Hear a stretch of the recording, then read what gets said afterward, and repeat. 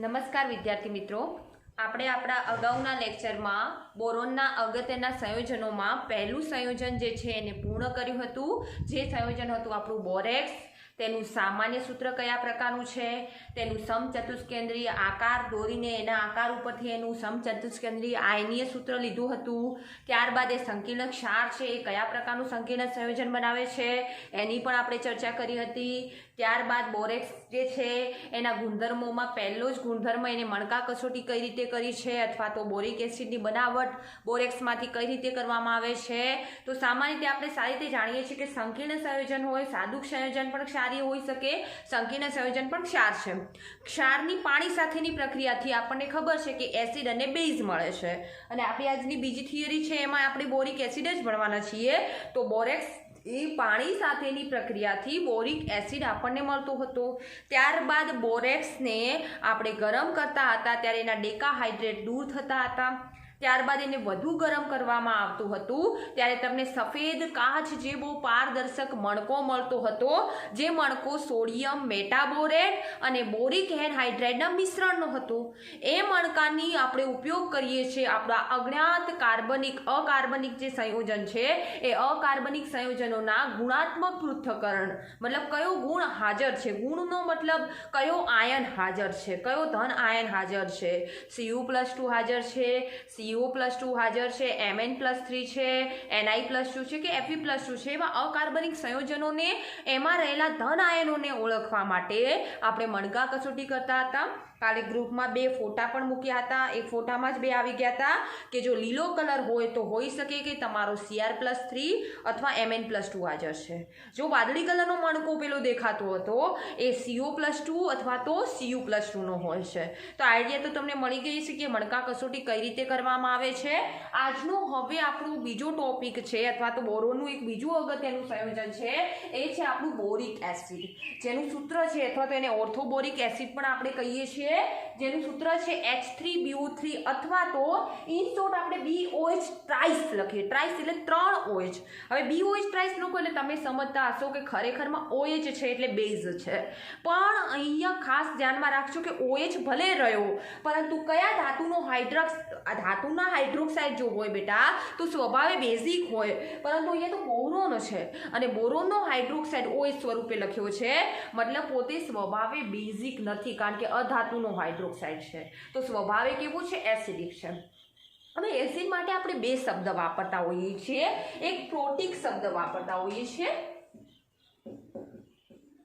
અને એક શબ્દ વાપરતા હોઈએ છીએ બેઝિક અથવા બેઝિકતા વાપરતા હોઈએ છીએ. યાદ કરો બેટા, આપણે જ્યારે નોર્માલિટી વાળો પોઈન્ટ મેં પહેલા ચેપ્ટરમાં તમને ભણાવ્યો હતો ત્યારે કહ્યું હતું કે એસિડિક દ્રાવણની બેઝિકતા આવે અને બેઝિક દ્રાવણ છે એની એસિડિકતા શબ્દ આવે. હવે આ બેઝિકતા અને પ્રોટિકમાં શું ફરક પડે છે?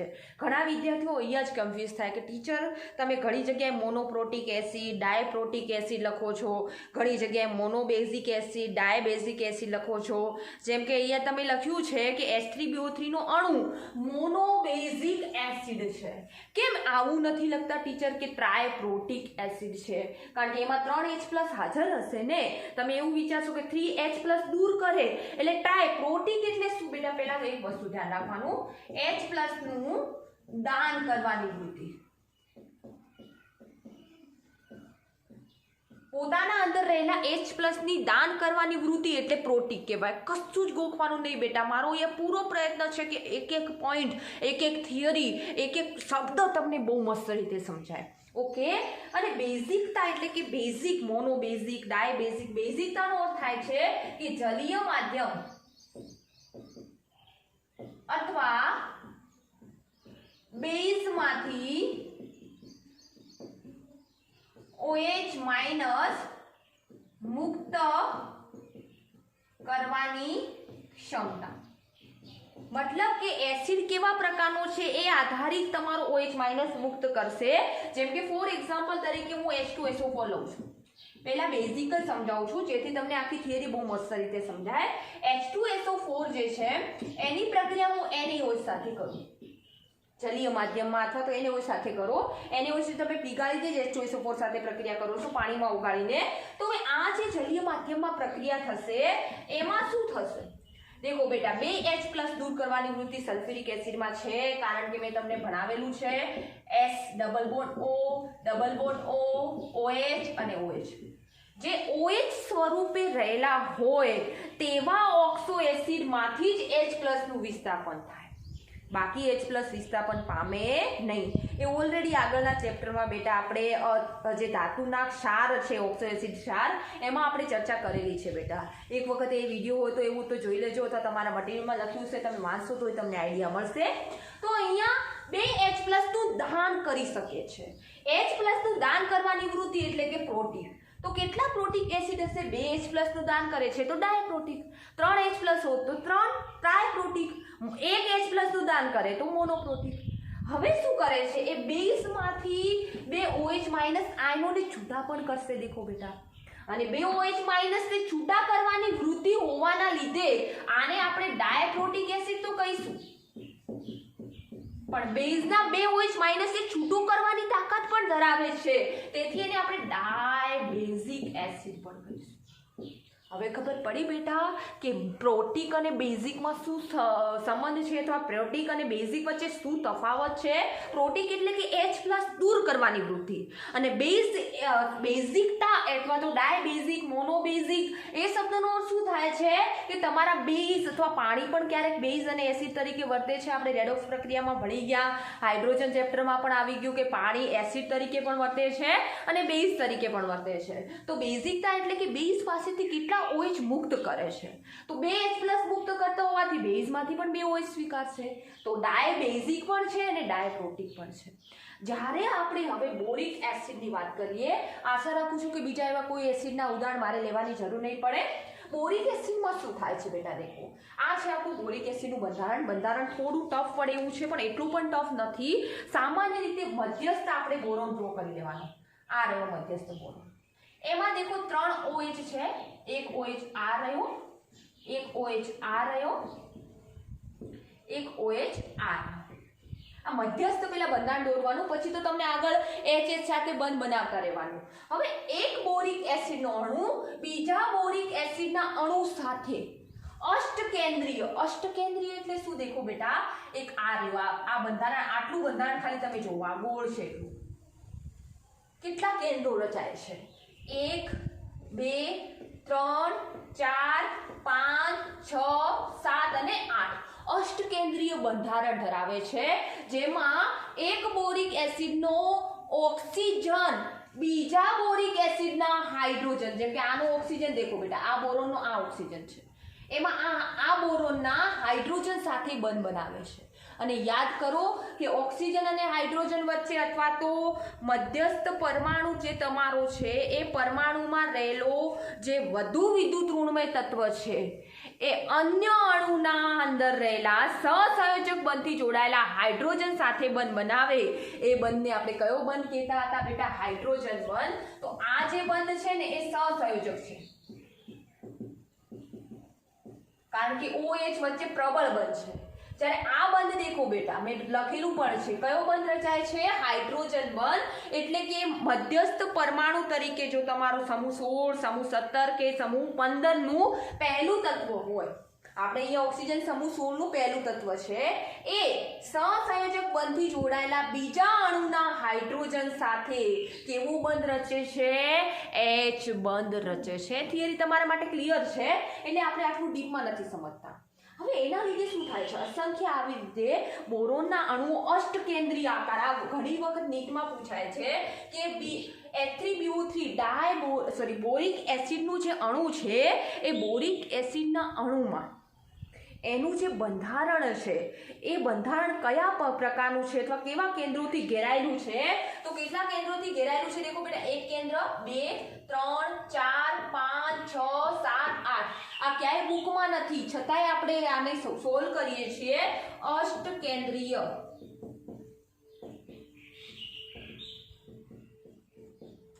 કેવું બંધારણ છે? અષ્ટકેન્દ્રીય બંધારણ જોવા મળે છે. આ પોઈન્ટ પહેલા ક્લિયર અપ રાખજો, બહુ મસ્ત રીતે સમજજો. ચલો, એ તો ખબર પડી ગઈ. હવે શું છે? એમાં પ્રત્યેક અણુમાં રહેલું હાઇડ્રોજન બીજા અણુના ઓક્સિજન સાથે, પ્રત્યેક અણુ, જેમ કે આ એક અણુ છે, દેખો બેટા, આમાં રહેલો આ હાઇડ્રોજન એ બીજા અણુના ઓક્સિજન સાથે કયો બંધ રચે છે? H બંધ રચે છે. H બંધ રચતો હોવાથી થોડી પ્રબળતા આવી બેટા, અણુ મુક્ત નથી અને પ્રબળતા આવવાના લીધે એ જલીય માધ્યમમાં H+ નું દાન નથી કરતો. દેખો H+ નું દાન કરતો નથી. એક પોઈન્ટ ક્લિયર અપ અહીંયા કરી દેજો. મતલબ કે એને આપણે પ્રોટિક એસિડ તો કહી જ ના શકીએ, કારણ કે પ્રોટિક એસિડ તો ક્યારે કહેવાય? જ્યારે એ H+ નું દાન કરે. અહીંયા તો H+ નું દાન કરતો નથી, એક પણ H+ નું દાન નથી કરતો. મતલબ આપણે એવું કહી શકીએ કે બોરિક એસિડ કોઈ પ્રોટિક એસિડ છે નહીં. છતાંય આપણે શબ્દ તો એસિડ જ વાપરીએ છીએ કે બોરિક એસિડ એસિડ છે. શા માટે? તો તમને આ રીતે નીટમાં પ્રશ્ન પૂછાય, કારણ કે તે H+ નું દાન કરે છે, કારણ કે તે H+ સ્વીકારે છે. H+ સ્વીકારે તો આપણે એસિડ એને કહી જ ના શકીએ. ત્રીજો પોઈન્ટ આવે કે તે જલીય માધ્યમમાં H+ નું દાન કરે છે, એ પણ નથી કરતો. અથવા તો એ જલીય માધ્યમમાં રહેલા પાણીમાંથી OH- તે સ્વીકારે. દેખો પાણીમાં OH- મુક્ત કરે એટલે પાણી તમારું ઓલરેડી એસિડિક બની જશે. કઈ રીતે? દેખો તમારો N3BO3 નો અણુ છે બેટા, અથવા આપણે આને આ રીતે લખીએ છીએ બેટા BOH-. હવે એ પાણી સાથે પ્રક્રિયા કરે છે તો આપણને ખબર છે કે પાણીમાં બે પ્રકારના આયનો રહેલા હોય છે, H+ અને OH-. હવે આ શું કરે છે? પાણીમાંથી OH- તે સ્વીકારી દે છે અને એ જ OH- પોતાની ઇલેક્ટ્રોન યુગ્મનું દાન કરે છે. હવે OH- ઇલેક્ટ્રોન યુગ્મનું દાન કરે તો ખરેખર OH- દાતા, અને દાતા શેના તરીકે વર્તે બેટા? લિગાન્ડ તરીકે વર્તા હોય છે. તો અહીંયા બોરોનની આપણી pZ કક્ષક ઓલરેડી ખાલી છે. કઈ રીતે? એ પણ હું બંધારણ ડ્રો કરીને સમજાવું. દેખો બેટા BOH- છે આપણી પાસે. હવે બોરોનની ઉત્તેજિત અવસ્થા આપણે લઈએ તો helium 2s1 2px1 2py1. 2s નો ઇલેક્ટ્રોન 2px અને y માં મૂકી દીધો છે. હવે BOH- એ તો સાદો સહસંયોજક બંધથી જોડાયેલો છે. પ્રત્યેક OH આ અણુ દેખો બેટા BOH આ અણુ જે છે એ સહસંયોજક બંધથી જોડાયેલો છે આ રીતે. તો અહીંયા અને એક આ OH, તો આ તો સહસંયોજક બંધ છે તો એક OH અહીંયા આવી જશે, એક OH અહીંયા આવશે અને એક OH અહીંયા આવશે. પણ ચોથો OH- લિગાન્ડ તરીકે આવે છે અને ઓક્સિજન આપણો મધ્યસ્થ પરમાણુ છે, એની પાસે અબંધકારક ઇલેક્ટ્રોન યુગ્મ ઓલરેડી હશે. એ ઇલેક્ટ્રોન યુગ્મ અહીંયા આપી દે છે અને અહીંયા OH- બનાવે છે અને એના લીધે આપણને જે બને છે એ ખરેખર શું બની જાય છે? હવે BOH4- સંકીર્ણ આયન બને છે, જેનું નામ હું લખું તો શું લખાશે બેટા? દેખો ટેટ્રાહાઇડ્રોક્સો અથવા હાઇડ્રોક્સી પણ લખી શકો છો. બોરેટ ઓક્સિડેશન આંક તો એનો +3 જ રહેશે બેટા, કારણ કે OH નો -4 જમણી બાજુ જાય +4, +4 માંથી -1 નીકળી જાય તો +3 રહે બેટા. બોરેટ આયન ક્યાંય મટીરિયલમાં આટલું ડીપમાં નહીં હોય બેટા. આ બધું જ હું ડીપમાં એટલે સમજાવું કે તમને કોઈ ડાઉટ ના રહે.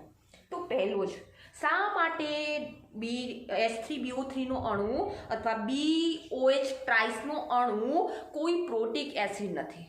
કારણ કે એના અસંખ્ય અણુઓ એકબીજાથી H બંધથી જોડાયેલા છે અને H બંધ તોડવો મુશ્કેલ હોવાથી એ જલીય માધ્યમમાં H+ નું દાન જ નથી કરતો. તો હવે શું એ એસિડ નથી? છે એસિડ. કેવો એસિડ છે? પ્રોટિક એસિડ નથી, કારણ કે H+ નું દાન નથી કરતો, પણ બેઝિક એસિડ છે. કેમ? કારણ કે જલીય માધ્યમ એટલે કે પાણીમાંથી OH- મુક્ત કરે છે અને પોતે સ્વીકારી લે. એટલે પાણીમાંથી OH- મુક્ત થઈ ગયો તો હવે સમીકરણમાં રહ્યું શું? દેખો બેટા તમારો શું બની ગયો? BOH4- બની ગયો. હવે OH- પાણીમાંથી મુક્ત થયા તો પ્લસ કરીને પાણીમાં શું વધ્યું છે? H+. અને પાણી કેવું બની ગયું તમારું? એસિડિક બની ગયું. એટલે આપણે કહીએ છીએ કે બોરિક એસિડ એ કોઈ પ્રોટિક એસિડ નથી, પરંતુ મોનોબેઝિક. મોનો એટલે કે એક જ OH માઇનસ સ્વીકારે છે. તમે કહેશો ટીચર કેમ એવું? પાણીના 3 અણુ લઈએ તો 3 OH માઇનસ ના સ્વીકારે? Use your common sense. અહીંયા સાયન્સના વિદ્યાર્થીઓની મેન્ટલી પ્રિપરેશન ખબર પડે છે કે બાળક કેટલું કેમેસ્ટ્રી સમજે છે. OH માઇનસ 3 કઈ રીતે સ્વીકારે? એની પાસે D કક્ષક તો હોવી જોઈએ ને OH માઇનસ સ્વીકારવા માટે. એની P કક્ષક પૂર્ણ ભરાઈ ગઈ, 2PZA ભરાઈ ગઈ. પણ હવે તો કઈ કક્ષક આવે? 3S આવે. સંકરણમાં એક કરતાં વધુ કક્ષકો ના હોવી જોઈએ. તો અહીંયા તમને એક પ્રશ્ન આ બહુ મસ્ત રીતે પૂછાય. ઘણા વિદ્યાર્થીઓ બસ અહીંયા જ થાપ ખાઈ જતા હોય છે, કારણ કે પ્રેક્ટિકલી કેમેસ્ટ્રી તૈયાર નથી કરતા. બાકી જો તમે પ્રેક્ટિકલી કેમેસ્ટ્રીને સમજો ને તો સૌથી, મેં તમને વારે ઘડીએ કહ્યું છે, સૌથી મસ્તીનું અને ઇઝી પોઈન્ટ આપણો પડતો હોય ને તો કેમેસ્ટ્રી છે. કે BOH ટ્રાઇસ એટલે કે સાદું બોરિક એસિડ આપણે લઈએ છીએ, તો એ બોરિક એસિડમાં કયા પ્રકારનું સંકરણ થશે? તો બોરિક એસિડનું મેં પહેલાં બંધારણ કર્યું હતું બેટા, એમ જેમાં PZ કક્ષક બિલકુલ ખાલી હતી. ના તો કોઈ પોતાની તરફ PZ કક્ષકના ઇલેક્ટ્રોનને ખેંચે છે. તો હવે ખાલી PZ કક્ષક પડી છે. PZ કક્ષક ખાલી હોય તો સંકરણમાં કઈ કઈ કક્ષકો ભાગ ભજવે? બોરિક એસિડમાં બેટા એક S પ્રકારની ને બે P પ્રકારની. તો બોરિક એસિડમાં કયું સંકરણ થાય? આમાં sp2 સંકરણ. ઓકે, અને એક પણ અબંધકારક ઇલેક્ટ્રોન યુગ્મ નથી. તો બોરિક એસિડના એક અણુનું, અસંખ્ય અણુનું બંધારણ કેવું છે બેટા? દેખો, અષ્ટકેન્દ્રીય. પણ ઘણી વખત તમને થોડા કન્ફ્યુઝ કરે કે બોરિક એસિડના એક અણુનું બંધારણ કેવા પ્રકારનું હશે. તો મેં તમને આઈડિયા આપી છે કે sp2 સંકરણ હોય, એક પણ અબંધકારક ઇલેક્ટ્રોન યુગ્મ મધ્યસ્થ પરમાણુ પાસે ના હોય, તો અણુનો આકાર કેવો હશે? સમતલીય ત્રિકોણ. સમતલી ત્રિકોણ કઈ રીતે બેટા? દેખો, એક જ બોરિક એસિડનો અણુ હોય, અસંખ્ય અણુઓ ના જોડાયેલા હોય તો આકાર આ પ્રકારે થશે. અને આ આકાર તમે જોઈ શકો છો બેટા કેવો છે? સમતલીય ત્રિકોણ. પણ જ્યારે બોરિક એસિડ પાણી સાથે પ્રક્રિયા કરીને એક સંકીર્ણ આયન આપે છે, એ સંકીર્ણ આયનનો આકાર કેવા પ્રકારનો હશે? તો હવે દેખો બેટા, PZ કક્ષકે ભરાઈ ગઈ તો સંકરણ કયું થઈ ગયું? આમાં sp3 પ્રકારનું સંકરણ થઈ ગયું. અને જો sp3 પ્રકારનું સંકરણ હોય તો એમાં મેં કહ્યું છે કે અબંધકારક ઇલેક્ટ્રોન યુગ્મ ના હોય. તો આપણે ગઈકાલના જ લેક્ચરમાં વાત કરેલી છે કે એ સંકરણ જો sp3 પ્રકારનું હોય અને અબંધકારક ઇલેક્ટ્રોન યુગ્મ ના હોય તો અણુનો આકાર સમચતુષ્ફલકીય. આશા રાખું છું કે બોરિક એસિડના બંધારણમાંથી જે પણ માહિતી છે એ માહિતી અહીંયા આપણી ક્લિયર થઈ ગઈ હશે. તો પ્લીઝ બેટા આનો પહેલા સ્ક્રીનશોટ લઈ લો. ચલો, એના પછી હવે આપણે લઈએ બોરિક એસિડની બનાવટ. આ તો આપણે એના બંધારણ ઉપરથી માહિતી પહેલા કમ્પ્લીટ કરી, કારણ કે બંધારણ દોરીને ટાઈમ આપણો વેડફાય નહીં, એટલા માટે બંધારણ પહેલા ડ્રો કરી લીધું હતું.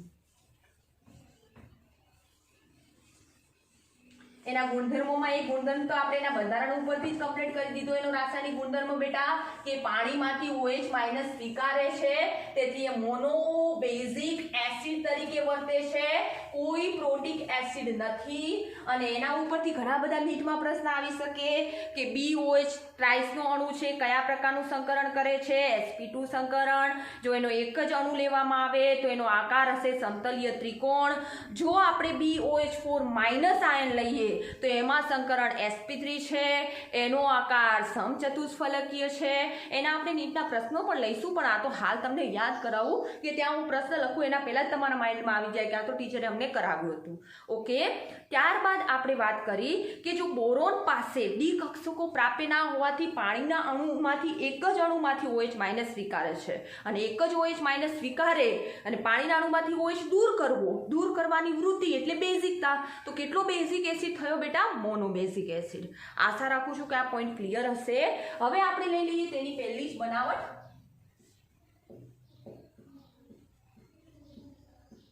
તો આપણે અગાઉ એની બનાવટ ઓલરેડી બોરેક્સ છે એમાં લઈ લીધી કે બોરેક્સ જે છે જલયુક્ત હોય છે, 10 પાણીના અણુ એમાં જોડાયેલા હોય છે. પહેલાં તો એના અંદરથી 10 પાણીના અણુ જે શોષાયેલા છે મુક્ત કરો, ત્યારબાદ એના અંદર પાણીના અણુ દાખલ કરો અને પાણીના અણુનું વિભાજન કરો. મુક્ત પહેલાં એટલા માટે કર્યા કારણ કે એ શોષાયેલા હતા. એ કોઈ પ્રક્રિયામાં ભાગ ના લે પછી પાણીના અણુ દાખલ કરીને આપણે અગાઉના લેક્ચરમાં કહ્યું છે કે એનું શું કરવાનું છે, જળ વિભાજન. કઈ રીતે? જેમ કે આપણી બોરેક્સ જલયુક્ત, હવે બોરેક્સ નથી લેતી, સાદું બોરેક્સ લઉં છું, Na2B4O7 પ્લસ કરીને પાણીના અણુ કેટલા દાખલ કરવા છે એની આપણે જફામારી નહીં કરવાની. એમાંથી આપણને ખબર છે કે બોરિક એસિડ એટલે કે H3BO3 મળવાનું છે. અહીંયા પણ નીટમાં પ્રશ્ન કઈ રીતે પૂછાય બેટા, દેખો Na2B4O7 ની જગ્યાએ અહીંયા X કરી દેશે. એની ચર્ચા પહેલા સમીકરણ પૂરું કરીએ પછી કરીએ. ચલો, પ્લસ કરીને 2 Na છે એટલે 2 NaOH આપી દેશે, કારણ કે ક્ષાર છે. ક્ષાર પાણી સાથે પ્રક્રિયા કરી અને એસિડ અને બેઝ આપે. કોમન વસ્તુ ક્લિયર રાખશો બેટા, ક્ષાર પ્લસ પાણી gives acid plus base. ચલો આટલું ઓકે છે આપણું. હવે બોરોન અહીંયા દેખો બેટા કેટલા છે, 1, અહીંયા બોરોન 4, તો સમીકરણમાં નિપજને 4 વડે ગુણવી પડશે. હાઇડ્રોજન ગણો 4 તરી 12, આ ભૂલતા નહીં, 12 ને 2 14, અહીંયા તો 2 જ હાઇડ્રોજન છે, 2 ને કેટલા વડે ગુણવાથી 14 હાઇડ્રોજન થાય 7. સાવ ઈઝી છે, ઓક્સિજનનું બેલેન્સ પોતાની મેળે છે, ગણી લો બેટા. 7 ને 14 ઓક્સિજન છે, 4 તરી 12, 12 ને 2 14 ઓક્સિજન. હવે તમને પ્રશ્ન કઈ રીતે પૂછાય, x કરી દીધું હોય Na2B4O7 × 7 + 7H2O અને અહીંયા કરી દીધું હોય y. તો હવે તમને ખબર પડવી જોઈએ કે 2 NaOH મળ્યા છે, અથવા અહીંયા x કરેલું હોય, અહીંયા નિપજ આપેલી જોઈએ મે બી, અથવા અહીંયા x કરેલું હોય અને અહીંયા પ્રક્રિયક આપેલું હોય, તો તરત તમને આઈડિયા મળી જશે કે નિપજ કયા પ્રકારની મળે છે. ત્યારબાદ આપણે Na2B4O7 ની કોઈ એસિડ સાથે, જેમાં હાઇડ્રોક્લોરિક એસિડ તમારા મટીરિયલમાં છે એટલે હું નથી લેતી, સલ્ફ્યુરિક એસિડ લઈ લો. ચલો, H2SO4 સાથે મટીરિયલમાં હાઇડ્રોક્લોરિક એસિડ છે એટલે તમે સમીકરણ બહુ સારી રીતે સમજશો. પ્લસ પાણી તો જોઈશે જ આપણે વધારાનું, કારણ કે H નું પ્રમાણ વધારવું પડશે. તો હવે આપણને ખબર છે કે એસિડ અને ક્ષાર, કાલે જ મેં લખાવ્યું બેટા કે એસિડ અને બેઝ વચ્ચે પ્રક્રિયા થાય તો ક્ષાર અને પાણી મળે, પણ એસિડ અને ક્ષાર વચ્ચે પ્રક્રિયા થાય તો શું મળે બેટા? ક્ષાર અને એસિડ જ મળવાનું, પરંતુ એક ક્ષારના ધન આયન એસિડના ઋણ આયન સાથે જોડાઈને નવો એક ક્ષાર બનાવશે. મતલબ અહીંયા આપણો બોરેટ ક્ષાર છે, એની જગ્યાએ હવે આપણું કયો ક્ષાર બની જશે? સોડિયમનો બેટા સલ્ફેટ ક્ષાર. મતલબ શું બની જશે? Na2SO4 પ્લસ આપણી પાસે હવે બોરેટ જ છે તો H3BO3, કારણ કે એસિડના H+ સ્વીકારશે. ઓકે, અને અહીંયા બોરિક એસિડ બની ગયો. હવે આ બોરિક એસિડ બન્યો, એ બોરિક એસિડમાં અહીંયા બોરોન 4 છે, જ્યારે અહીંયા એક જ બોરોન છે, 4 વડે ગુણી લો, સિમ્પલ. હવે હાઇડ્રોજન ગણો બેટા, 4 તરી 12 હાઇડ્રોજન, અને અહીંયા હાઇડ્રોજન છે 2 ને 2 4. તો અહીંયા તો આપણે બેટા હાઇડ્રોજન એડ ના કરી શકીએ, કારણ કે એક જ સલ્ફેટની જરૂર હતી. તો હાઇડ્રોજન એડ ક્યાં કરીશું બેટા? અહીંયા કરીશું. હવે આપણી પાસે 2 હાઇડ્રોજન તો ઓલરેડી છે જ, તો હવે આપણે 12 હાઇડ્રોજન માટે કેટલાની જરૂર? આને ના ગણો, કારણ કે આને તમે કન્ફ્યુઝ થશો. 2 છે, 12 હાઇડ્રોજન માટે હવે કેટલાની જરૂર છે? 10 હાઇડ્રોજનની. તો 10 હાઇડ્રોજન એટલે કેટલા પાણીના અણુ બેટા? 5 પાણીના અણુ, તો 5H2O. આશા રાખું છું કે ડાયબોરેનની જે બનાવટ છે એ બનાવટનો મુદ્દો તમારે કમ્પ્લીટ થઈ ગયો હશે. ત્યારબાદ એના બંધારણમાંથી મેં એક એનો ગુણધર્મ સમજાવી દીધો, એ પોઈન્ટ પણ તમારે એકદમ કમ્પ્લીટ થઈ ગયો હશે. હજુ પણ ડાયબોરેન નહીં, બોરિક એસિડ, હજુ પણ બોરિક એસિડ છે તો એના 2 પ્રકારના ગુણધર્મો, એક તો એના બંધારણમાં ગુણધર્મ એનો રાસાયણિક આવી જ ગયો છે, એક એનો ભૌતિક ગુણધર્મ અને બીજો એનો રાસાયણિક ગુણધર્મ. ભૌતિક ગુણધર્મ એટલે કે કેવો દેખાય છે, પાણીમાં એની દ્રાવ્યતા કેવી છે, તો એ સફેદ રંગનો સ્ફટિકમય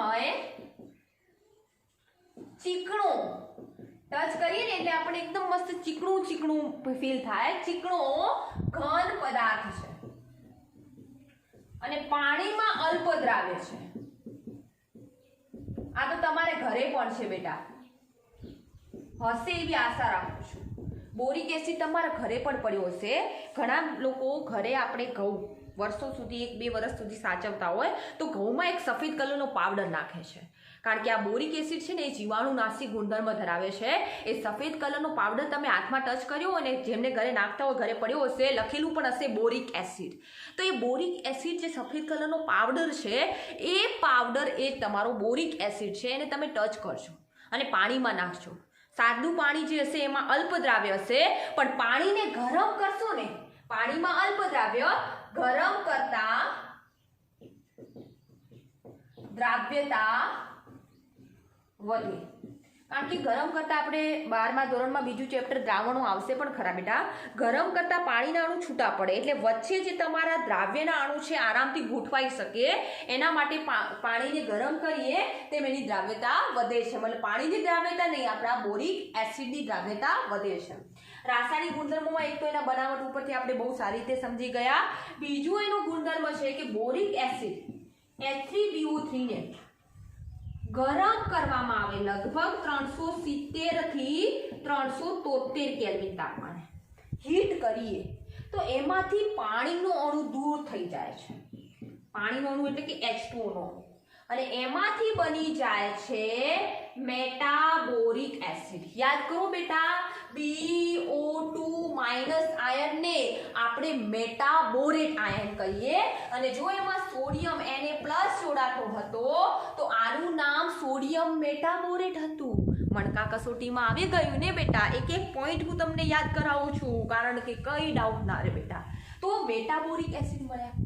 હવે મેટાબોરિક એસિડને હું 433 કેલ્વિન તાપમાને ગરમ કરું તો એમાંથી ટેટ્રાબોરિક એસિડ મળે છે, H2B4O7, જે આપણા મટીરિયલમાં છે, બુકમાં નથી. તો અહીંયા દેખો બેટા, ટેટ્રાબોરિક એસિડ બનાવવા માટે પહેલા તો બોરોન 4 હોવા જોઈએ. જ્યારે અહીંયા તો એક જ બોરોન છે, 4 વડે ગુણી લો બેટા. અહીંયા એક જ બોરોન છે, 4 વડે ગુણો. હવે એક બોરિક એસિડના અણુમાંથી આપણા 2 હાઇડ્રોજન મુક્ત થયા. મતલબ કે એક બોરિક એસિડના અણુમાંથી એક પાણીનો અણુ મુક્ત થયો તો 4 બોરિક એસિડના અણુમાંથી કેટલા પાણીના અણુ મુક્ત થશે? 4. અહીંયા 4 બોરિક એસિડના અણુમાંથી H2 તો આપણી પાસે છે જ, મતલબ 2 હાઇડ્રોજન તો છે જ, તો કેટલા પાણીના અણુ મુક્ત કરવાના હશે બેટા? એક જ પાણીનો અણુ, કારણ કે 4 હાઇડ્રોજનમાંથી 2 હાઇડ્રોજન તો અહીંયા છે, 2 હાઇડ્રોજન બાકી છે. અને તમે બંધારણને જુઓ બેટા, ઓક્સિજન કેટલા થઈ ગયા? 8. 8માંથી એક તો દૂર કરી લીધો, 7 બચ્યા હશે. હવે આને રક્ત તપ્ત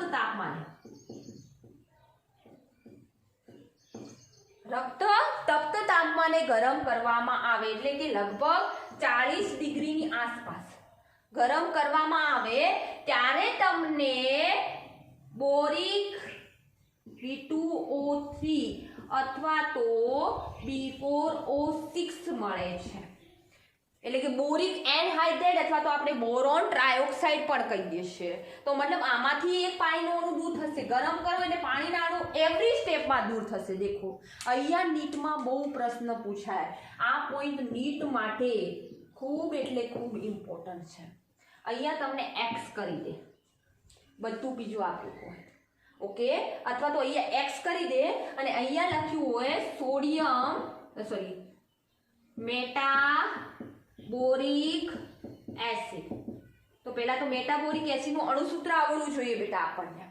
અહીંયા આપણને લખી દીધું હોય ટેટ્રાબોરિક એસિડ અને અહીંયા આપણને બોરિક એનહાઇડ્રાઇડ. એ હું નીટના પ્રશ્નો લઈશ એટલે બેટા બધું તમને ક્લિયર અપ કરાવીશ, પણ આ રીતે આપણને પ્રશ્ન પૂછાય તો ખાસ ખબર હોવો જોઈએ કે દરેક તાપમાને આપણે ગરમ કરીએ અને ગરમ કરતા હોઈએ એટલે આપણે પાણીનો અણુ તો દૂર થવાનો ને થવાનો જ. તો અહીંયા H2O દૂર થઈ ગયા તો બાકી શું રહ્યું? દેખો બેટા B4O6, કારણ કે એક ઓક્સિજન દૂર થયો, 6 ઓક્સિજન પડ્યા છે બેટા, 6 ઓક્સિજન. અથવા તો આપણે સામાન્ય રીતે બોરિક ઓક્સાઇડનું સૂત્ર શું છે? B2O3. પણ એવા તો B2O3 કેટલા બનશે? આપણા 2 બનશે. ક્લિયર છે આટલા સુધી? તો અહીંયા આપણે બોરિક એસિડને 370 થી 373 કેલ્વિન તાપમાને ગરમ કરતા મેટાબોરિક એસિડના 4 મોલ મળે છે. એ મેટાબોરિક એસિડને 433 કેલ્વિન તાપમાને ગરમ કરતા પાણીનો અણુ દૂર થઈને ટેટ્રાબોરિક એસિડ મળે છે. અને ટેટ્રાબોરિક એસિડને રક્ત તપ્ત એટલે કે આપણું રુધિર તપે એટલા તાપમાન, એટલે કે લગભગ 40 ડિગ્રી.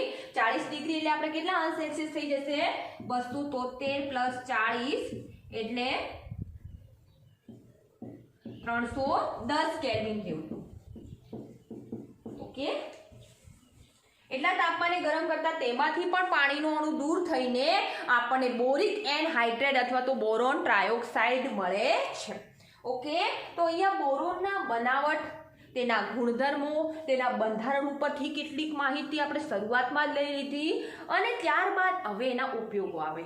તો મેં હાલ જ વાત કરી કે પોતે જીવાણુનાશી તરીકે વર્તતો હોવાથી તેનો ઉપયોગ આપણા અનાજની જાળવણી એટલે કે આપણા ઘઉં છે, બાજરી છે, એની જાળવણી માટે કરવામાં આવે છે. ત્યારબાદ એ જીવાણુનાશી તરીકે વર્તતો હોવાથી કેટલાક આપણે નથી કહેતા કે એન્ટીબેક્ટેરિયલ સોપ યુઝ કરો. સોપ એટલે કે સાબુ. તો એન્ટીબેક્ટેરિયલ સાબુની બનાવટમાં પણ તેનો ઉપયોગ થાય છે.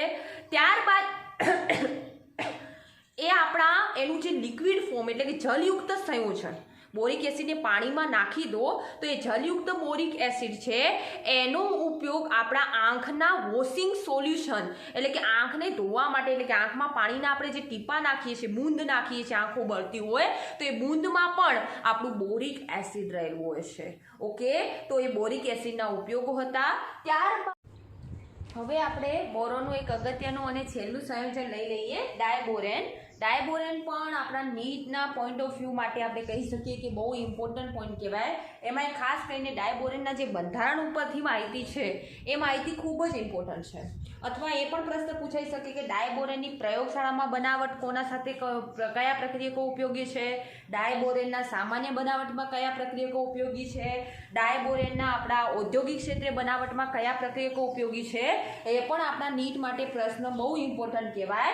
તો ડાયબોરેનની બનાવટ 3 રીતે કરવામાં આવે છે. એક સામાન્ય બનાવટ, બીજું છે ઔદ્યોગિક ક્ષેત્રે, અથવા તો આપણે બીજો પ્રયોગશાળા લઈ લઈએ, અને ત્રીજો છે ઔદ્યોગિક ક્ષેત્રે. ત્રણેય બનાવટ આપણે બહુ મસ્ત રીતે સમજીએ. સામાન્ય બનાવટમાં આપણે શું કરવાનું છે, બોરોનના જે હેલાઇડ છે એ હેલાઇડની પ્રક્રિયા લિથિયમ એલ્યુમિનિયમ હાઇડ્રાઇડ જેવા પ્રક્રિયક તરીકે કરવાની છે. આપણે અગાઉ પણ એલ્યુમિનિયમના સંયોજનોમાં આવી ગયું, લિથિયમ, બોરોન અને એલ્યુમિનિયમ વચ્ચે જે આપણે વાત કરી કે બોરોન જે છે એ ખાલી દ્વિકક્ષકો પ્રાપ્ય ના હોવાથી 4 સંયોજકતા ધરાવતા સંયોજનો બનાવી શકે છે, જ્યારે એલ્યુમિનિયમમાં દ્વિકક્ષકો પ્રાપ્ય હોવાથી એ 4 કે 4 થી વધુ સંયોજકતા ધરાવતા સંયોજનો પણ બનાવી શકે છે.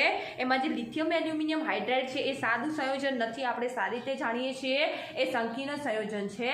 તો અહીંયા આપણે વાત કરીએ કે સામાન્ય બનાવટમાં આપણે શું કરીએ છીએ, બોરોનના હેલાઇડ જેમ કે મેં BF3 નો અણુ લીધો છે, એ BF3 ના અણુની લિથિયમ એલ્યુમિનિયમ હાઇડ્રાઇડ સાથે સામાન્ય રીતે પ્રક્રિયા કરો.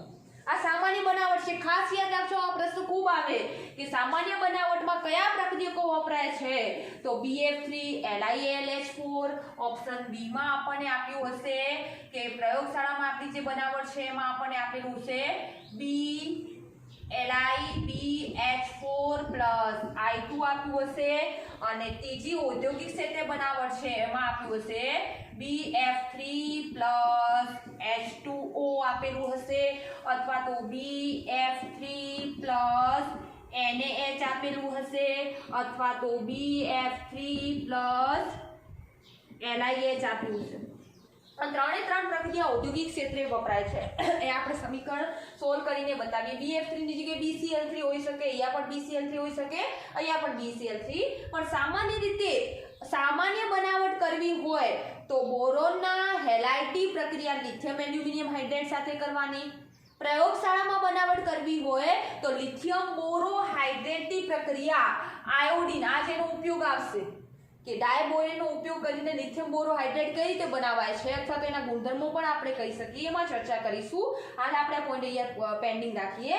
અને ઔદ્યોગિક ક્ષેત્રે બોરોનના હેલાઇડની પ્રક્રિયા પાણી અથવા તો આલ્કલી ધાતુના હાઇડ્રાઇડ એટલે કે સોડિયમ હાઇડ્રાઇડ પણ હોઈ શકે અને લિથિયમ હાઇડ્રાઇડ, કારણ કે લિથિયમ પણ આલ્કલી ધાતુનો હાઇડ્રાઇડ છે, સોડિયમ પણ આલ્કલી ધાતુનો હાઇડ્રાઇડ છે, એના સાથેની પ્રક્રિયાથી આપણને ડાયબોરેન મળે છે. હવે આપણે ડાયબોરેન બનાવવું છે, મતલબ કે B2H6. ત્રણે બધી જ પ્રક્રિયાઓમાં B2H6 બનવાનું છે. હવે B2H6 બનવા માટે આપણી પાસે બોરોન પહેલા તો સામાન્ય રીતે 2 હોવા જોઈએ, પણ સમીકરણ સંતુલિત થાય છે કે નહીં એ જોઈએ બેટા. ચલો B2H6 બની ગયું કારણ કે 2 બોરોન છે, પણ અહીંયા તો હાઇડ્રોજન 4 છે. ચલો હું 2 મોલ લઉં અને એની પ્રક્રિયાથી આપણને ખબર છે કે લિથિયમ એકલું તો રહેવાનું નથી, એલ્યુમિનિયમ પણ એકલું નથી રહેવાનું. જો લિથિયમ અને એલ્યુમિનિયમે પોતાના હાઇડ્રોજનનું દાન કર્યું છે બોરોન સાથે, તો બોરોન પોતાના ફ્લોરાઇડનું દાન કરશે લિથિયમ અને એલ્યુમિનિયમ સાથે. તો લિથિયમની +1 ઓક્સિડેશન અવસ્થા હોવાથી Li+F-, એલ્યુમિનિયમની +3 ઓક્સિડેશન હોવાથી LiLF3 બનાવશે, LiF બનાવશે લિથિયમ, જ્યારે એલ્યુમિનિયમ શું બનાવશે બેટા? LF3, કારણ કે એલ્યુમિનિયમની +3 ઓક્સિડેશન આવશે. આટલા સુધી ક્લિયર થઈ ગયું. ચલો અહીંયા આગળ 2 છે તો હું 2 મોલ લઉં. તો ફ્લોરિન ગણો બેટા, 3 નું 6 7 8 થઈ ગયા. હાઇડ્રોજન 6 થઈ ગયા, જ્યારે અહીંયા હાઇડ્રોજન 8 છે. બેલેન્સ જ નથી થતું. તો અહીંયા હાઇડ્રોજનની સંખ્યા આપણે ડબલ કરી દઈએ તો મતલબ કે 6 ની જગ્યાએ 12 હાઇડ્રોજન કરીએ તો શું શક્ય બને? હા, અહીંયા 6 દુ 12 હાઇડ્રોજન છે. અહીંયા આપણી પાસે ધારો કે એક જ મોલ લીધો હોય તો 4 હાઇડ્રોજન હોય. કેટલા મોલ લેવાથી 12 હાઇડ્રોજન થાય બેટા? 3 મોલ. દેખો મસ્તનું બેલેન્સ થઈ જશે. હવે અહીંયા બોરોન ગણી લો બેટા, કેટલા છે? 4. જ્યારે અહીંયા બોરોન છે 2, તો અહીંયા એને આપણે 4 વડે ગુણી દઈએ. થઈ ગયું. ફ્લોરિનનું બેલેન્સ પોતાની મેળે થશે. ગણી લો, 4 કરી 12 ફ્લોરિન છે. લિથિયમ અહીંયા 3 છે, અહીંયા 3 લઈ લો. એલ્યુમિનિયમ પણ 3 છે, 3 લઈ લો. ફ્લોરિન આપણા કેટલા થયા? આગળ વાત કરી બેટા 12 છે, તો અહીંયા જોઈ લઈએ આપણે 3 તરી 9 અને 3 કેટલા થઈ ગયા બેટા? 12 ફ્લોરિન થઈ ગયા. તો સામાન્ય બનાવટ ડાયબોરેટની કઈ રીતે કરવામાં આવે છે? બોરોન ફ્લોરાઇડના 4 મોલની પ્રક્રિયા લિથિયમ એલ્યુમિનિયમ હાઇડ્રાઇડના 3 મોલ સાથે કરવાથી ડાયબોરેનના 2 મોલ, 3 મોલ લિથિયમ ફ્લોરાઇડ અને 3 મોલ એલ્યુમિનિયમ ફ્લોરાઇડ મળે છે. સામાન્ય બનાવટ ક્લિયર થઈ ગઈ છે આશા રાખું છું. એના પછી આપણે એની પ્રયોગશાળામાં બનાવટ. ચલો પ્રયોગશાળામાં બનાવટ માટે શું કરવામાં આવે છે? આનું નામ શું છે બેટા? લિથિયમ બોરો હાઇડ્રાઇડની પ્રક્રિયા આયોડીન સાથે કરવાથી પ્રયોગશાળામાં B2H6 મળે છે અને લિથિયમ આયોડીનના ઋણ આયન સાથે જોડાઈને Li આપી દે છે. Li એટલે લિથિયમ અને I એટલે આયોડાઇડ. તો અહીંયા કેટલા લિથિયમ આયોડાઇડ મળશે? 2. અને 2 લિથિયમ આયોડાઇડ મેળવવા માટે આપણી પાસે 2 બોરોનના અણુ પણ હોવા જોઈએ. ચલો હવે B2H6 4 દુ 8 હાઇડ્રોજનમાંથી 2 હાઇડ્રોજન મળી ગયા, તો વધારાનું આપણને શું મળ્યું હશે? હાઇડ્રોજન વાયુ મુક્ત થયું હશે. તો પ્રયોગશાળાની બનાવટ આશા રાખું છું કે ક્લિયર છે. કઈ સમીકરણ વધારે અઘરા છે નહીં. હવે BF3 નું જળ વિભાજન કરવાથી પણ આપણને ડાયબોરેન મળે છે. BF3 ની પાણી સાથેની પ્રક્રિયાથી પણ આપણને સોડિયમ હાઇડ્રાઇડ અથવા લિથિયમ હાઇડ્રાઇડ જેવા આલ્કલી ધાતુના હાઇડ્રાઇડ સાથેની પ્રક્રિયાથી પણ ડાયબોરેન મળે છે. કારણ કે હાઇડ્રોજન હોવો જોઈએ, તો એક પ્રક્રિયા કેવો હોવો જોઈએ કે જેમાં હાઇડ્રોજન હોય. દેખો અહીંયા છે બેટા, અહીંયા લિથિયમ એલ્યુમિનિયમ હાઇડ્રાઇડ છે, તો આપણને ડાયબોરેન મળશે. જો એકલા હેલાઇન લેતા રહેશું તો ડાયબોરેન ક્યારેય મળવાનો છે નહીં. તો અહીંયા શું થશે? દેખો અહીંયા આપણને B2H6 મળી જશે. ઓકે, પ્લસ કરીને આપણને મળી જશે BF3 છે, B2H6 આપણને મળી ગયા.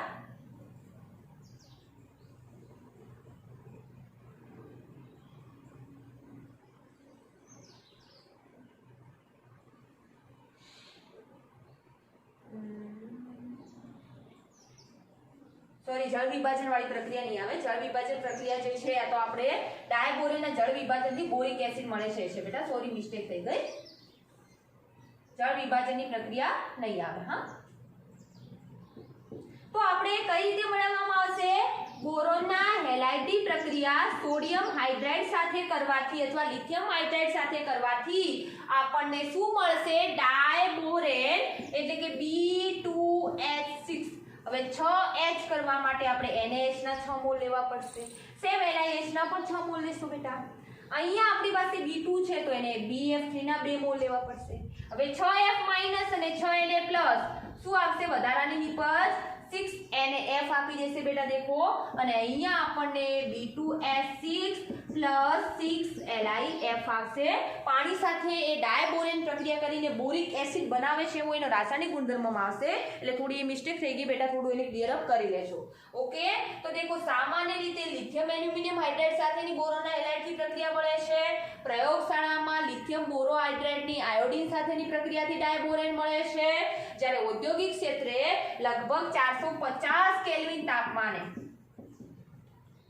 આપણા બોરોનના હેલાઇડની પ્રક્રિયા એટલે કે બોરોનના ફ્લોરાઇડ ક્લોરાઇડ બ્રોમાઇડ આયોડાઇડ એ તમારી પસંદગી તમે એની પ્રક્રિયા આલ્કલી ધાતુના હાઇડ્રાઇડ સાથે કરવાથી બોરોનનો આપણને શું મળે છે હાઇડ્રાઇડ જેને આપણે ડાયબોરેન કહીએ છીએ તો એ ડાયબોરેટની જે બનાવટ છે એ બનાવટ કમ્પ્લીટ થઈ ગઈ છે તમારા મટીરિયલમાં પણ છે પણ મટીરિયલમાં આ રીતે પાર્ટ નથી પાડેલા કે સામાન્ય બનાવટ પ્રયોગશાળામાં બનાવટ અને ઔદ્યોગિક ક્ષેત્રે બનાવટ તો પહેલા તો આ પોઈન્ટનું તમે ક્લિયર અપ ત્યાં કરી દેજો કે આ સામાન્ય બનાવટનું સૂત્ર છે આ પ્રયોગશાળામાં બનાવટનું સૂત્ર છે આયોડિન સાથેનું અને બોરોનના હેલાઇડની આલ્કલી ધાતુના હાઇડ્રાઇડ સાથેની જે પ્રક્રિયાનું સૂત્ર છે એ એનું ઔદ્યોગિક ક્ષેત્રે બનતું સૂત્ર છે તો આટલું ક્લિયર થઈ ગયું ત્યારબાદ હવે એના આપણે ગુણધર્મો લઈ લઈએ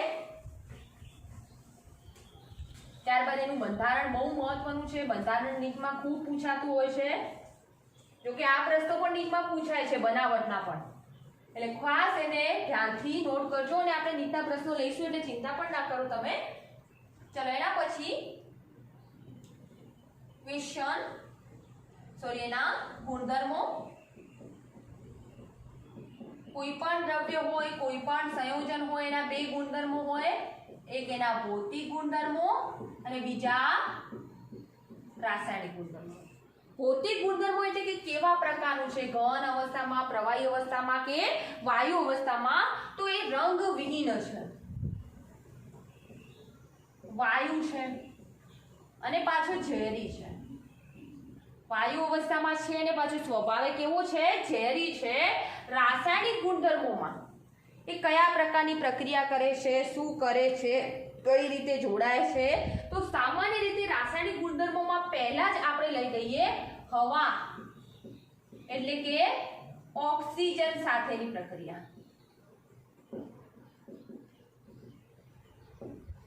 આ રીતે ટાઇટલ પાડીને લખશો તો બેટા તમને વાંચવામાં બહુ મજા આવશે હવે ડાયબોરેન એટલે આપણું B2S6 એ હવામાં રહેલા ઓક્સિજન સાથે પ્રક્રિયા કરે તો આપણને શું આપશે તો આપણે સેમ આ બંધારણ તમે જોતા હો B2S6 નું બંધારણ તો એ C2S6 એટલે કે ઇથેન જેવું બંધારણ છે આ તમને એક આઈડિયા આપું બેટા એટલે તમને બહુ મજા આવે ઇથેન એટલે કે આપણું કાર્બનિક સંયોજન થયું અને કાર્બનિક સંયોજનમાં જ્યારે આપણે બનાવટ કરતા જ્યારે તેટલા કાર્બન હોય એટલા કાર્બન ડાયોક્સાઇડ આપતા એટલે કે કાર્બનના ઓક્સાઇડ આપતા અને જેટલા હાઇડ્રોજન હોય એનાથી અડધા પાણીના અણુ આપે તો સેમ અહીંયા પણ એવું થશે પણ અહીંયા આપણે કાર્બન ડાયોક્સાઇડ એટલે કે આપણે એની જગ્યાએ શું મળશે બોરોનનો ઓક્સાઇડ B2O3 મળશે કારણ કે બોરોનનો +3 ઓક્સિડેશન આવશે ઓક્સિજનનો -2 છે બેટા એટલે સંયોજન બનાવતા તો આપણને ફાવે જ B2O3 બનશે તો B2 તો આપણી પાસે છે O3 બની ગયા 6H+ છૂટા પડશે આપણા હાઇડ્રોજન મતલબ 6 હાઇડ્રોજન છૂટા પડશે એટલે કેટલા પાણીના અણુ આપી દેશે બેટા 3 પાણીના અણુ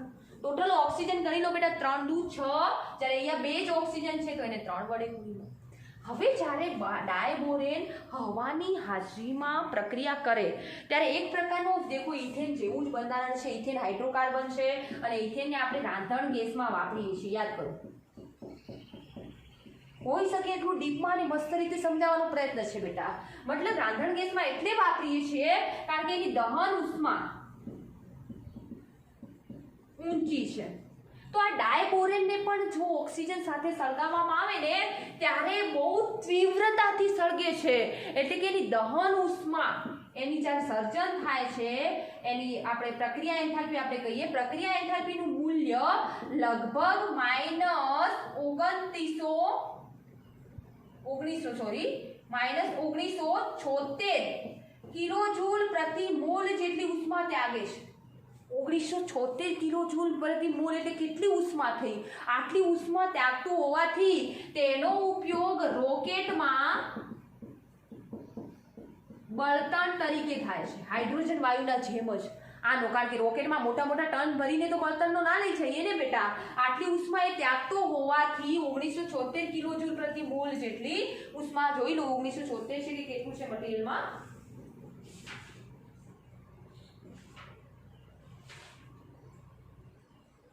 હા ઓકે છે 1976, કારણ કે આંકડો ક્યારેક આગા પાછો બેટા થઈ શકે. 1976 કિલોજૂલ પ્રતિ મોલ જેટલી બહુ ઉષ્મા ત્યાગતો હોવાથી એનો ઉપયોગ ઇથેનની જેમ, ઇથેન આપણે રાંધણ ગેસમાં વપરાય છે, પણ આનો ઉપયોગ રોકેટમાં બળતણ તરીકે થાય છે. હવે દેખો, ઇથેન સાથે સામ્યતા ધરાવે છે તો એનું બંધારણ પણ ઇથેન સાથે સામ્યતા ધરાવતું છે. ઇથેન એટલે કે આપણો આલ્કેન, અને ઇથેનમાં સંકરણ તમે યાદ કરો બેટા, sp3 સંકરણ હતું. sp3 સંકરણ હોય ને મધ્યસ્થ પરમાણુ પાસે એક પણ અબંધકારક ઇલેક્ટ્રોન યુગ્મ ના હોય તો એનો જે આકાર છે એ કેવો હશે? સમચતુષ્ફલકીય. તો હવે જે પણ માહિતી છે એ બનાવટ અથવા તો ગુણધર્મો જે છે એ ખાસ કરીને તેના આકાર ઉપર દેશે. હજુ એક ગુણધર્મ એનો આવે છે જે સામાન્ય રીતે આકાર ઉપર આધારિત નથી, કે ડાયબોરેન B2S6, તો આપણે હાલ જ વાત કરી, જળ વિભાજન ભૂલથી લખાઈ ગયું હતું BF3 નું, એ અહીંયા આવે છે કે B2S6 નું જળ વિભાજન કરવાથી આપણને બોરિક એસિડ H3BO3 મળે છે, અને H3BO3 ના કેટલા મોલ મળી જશે આપણને? અહીંયા 2 મોલ મળશે. ઓકે, હવે સમીકરણને સંતુલિત કરવા માટે આપણી પાસે 6 હાઇડ્રોજન છે અને 3 ઓક્સિજન છે, તો 6 ઓક્સિજન સોરી, તો આપણે અહીંયા 6 H2O કરવા પડશે. હવે 12 હાઇડ્રોજન થઈ ગયા, 6 તો અહીંયા વપરાઈ ગયા, 12 હાઇડ્રોજન આલ્યા ને બેટા, 6 ને 12 18 હાઇડ્રોજન થઈ ગયા, અને 6 તો અહીંયા વપરાઈ ગયા, તો હવે કેટલા હાઇડ્રોજન બાકી છે? 12, એટલે કે 6 H2 આપણા મુક્ત થશે. ઓકે, તો ડાયબોરેન માંથી બોરિક એસિડના બનાવટમાં તમે એક આ સમીકરણ લખી શકો કે ડાયબોરેનની પાણી સાથેના જળ વિભાજનની પ્રક્રિયાથી પણ બોરિક એસિડ મળે છે. ઓકે, તો આ પોઈન્ટ આશા રાખું છું કે તમને ક્લિયર હશે. બીજું મેં તમને બહુ મસ્ત રીતે સમજાવી દીધું કે ડાયબોરેન જે છે એનું બંધારણ સેમ C2H6 જેવું, એટલે કે આપણા ઇથેન જેવી સામ્યતા ધરાવે છે. ઇથેન આપણે રાંધણ ગેસ તરીકે વપરાય છે, કારણ કે ઓક્સિજનની હાજરીમાં બહુ તીવ્રતાથી સળગે છે, બહુ વધારે ઉષ્માનો ત્યાગ કરે છે.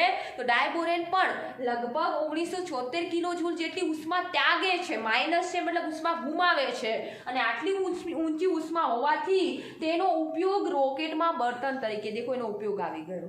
ઓકે, ત્યારબાદ આપણે વાત કરી કે એનું બંધારણ કોના જેવું છે? ઇથેન જેવું. સંકરણ કોના જેવું છે? ડાયબોરેનમાં ઇથેન જેવું, એટલે કે sp3 સંકરણ હશે. બંધારણ પણ ઇથેન જેવું, એટલે કે સમચતુષ્ફલકીય બંધારણ હશે. તો હવે આપણે એના બંધારણમાં જઈએ, ત્યારબાદ હજુ કેટલાક રાસાયણિક ગુણધર્મો બાકી છે, એ બંધારણ સમજ્યા પછી બહુ સારી રીતે તમે સમજી શકશો. તો પહેલા આપણે બંધારણ લઈએ.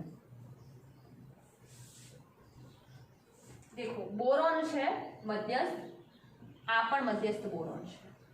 બોરોનમાં sp3 સંકરણ થવાનું છે, તો બધી સંકૃત કક્ષકોનો આકાર સરખો થઈ ગયો છે. S પ્રકારની, P, PX, PY અને PZ, ટોટલ 4 સંકૃત કક્ષકો, 1 2 3 4, બધી કેવા પ્રકારની છે બેટા? sp3 સંકૃત કક્ષકો છે. એ આપણે ચોથા ચેપ્ટરમાં બહુ મસ્ત રીતે ભણ્યા છીએ. અહીંયા પણ સેમ આ રીતે કરી લઈએ બેટા.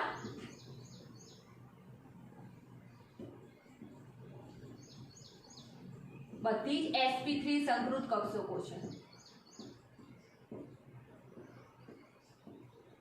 ચલો, હવે આપણે શું કરી રહ્યા છીએ? દેખો, અહીંયા આપણી પાસે 3 હાઇડ્રોજન વ્યક્તિગત બોરોન સાથે જોડાયેલા છે. વ્યક્તિગત બોરોન સાથે કેટલા હાઇડ્રોજન જોડાયેલા છે બેટા? 3, કારણ કે 2 બોરોને 6 હાઇડ્રોજન છે, મતલબ 1 બોરોને 3 હાઇડ્રોજન જોડાયેલા છે. હવે અહીંયા બોરોનની એક ઇલેક્ટ્રોન કક્ષકમાં પડ્યો છે, તો કઈ રીતે બેટા સમજાવું? દેખો, બોરોનની ઉત્તેજિત અવસ્થા લેલું, તો બોરોનની ઉત્તેજિત અવસ્થામાં શું આવશે બેટા? Helium 2s1 2px1 2py1. Okay, એવો બીજો પણ બોરોન છે, એ પણ બોરોનની ઉત્તેજિત અવસ્થા લઉં બેટા, એટલે તમને બહુ મજા આવે આ રીતે સમજવામાં. આમાં હું ઇલેક્ટ્રોન ઉલટી સ્પિનમાં રાખું છું, નીચેની તરફ છે, એટલે અહીંયા પણ 2s1 2px1 2py1 આશા રાખું છું કે બેટા બંધારણ હું તમને બહુ મસ્ત રીતે ને સારી રીતે સમજાવી શકું. હવે દેખો અહીંયા શું થાય છે, બોરોનમાં આપણે પ્રત્યેક વ્યક્તિગત બોરોન પાસે 3 હાઇડ્રોજન છે, BH3 અને BH3 આ રીતે છે. તો મતલબ એક હાઇડ્રોજન હું અહીંયા દાખલ કરું છું, તો હાઇડ્રોજનનો 1s કક્ષકનો એક ઇલેક્ટ્રોન અહીંયા આવશે બેટા. દેખો વિરુદ્ધ સ્પિનમાં અહીંયા પણ આપણે 1s કક્ષકનો એક ઇલેક્ટ્રોન વિરુદ્ધ સ્પિનમાં આવશે. અહીંયા બોરોનનો પોતાનો ઇલેક્ટ્રોન અને હાઇડ્રોજનનો ઇલેક્ટ્રોન આ રીતે જોડાયેલા હશે. ઓકે, આશા રાખું આટલા સુધી ક્લિયર થઈ ગયું હશે. અહીંયા એક હાઇડ્રોજન આવ્યો, અહીંયા એક હાઇડ્રોજન આવ્યો અને અહીંયા એક હાઇડ્રોજન આવ્યો. એવા બીજા બોરોન માટે પણ અહીંયા એક હાઇડ્રોજન આવી જશે, એક હાઇડ્રોજન અહીંયા આવશે અને એક હાઇડ્રોજન અહીંયા આવશે. હવે શું થાય છે દેખો, મતલબ કે તમે અહીંયા એનું બંધારણ હવે સમજવાનો પ્રયત્ન કરો. તો બંધારણમાં પહેલા તો આપણે જોઈએ કે આ જે મધ્યસ્થ બોરોન છે અને આ બોરોન છે, આપણે તો B2H6 નું બંધારણ છે, તો મતલબ કે એમના વચ્ચે કંઈક ને કંઈક વચ્ચે બંધ બનતો હશે. તો શું થાય છે, ખરેખર અહીંયા BH આ બોરોન હતો, અહીંયા હાઇડ્રોજન હતું, આ બોરોન છે, અહીંયા હાઇડ્રોજન છે, આ બોરોન છે, અહીંયા હાઇડ્રોજન છે, આ બોરોન છે, અહીંયા હાઇડ્રોજન, આ બોરોન, અહીંયા હાઇડ્રોજન, આ બોરોન અને અહીંયા હાઇડ્રોજન.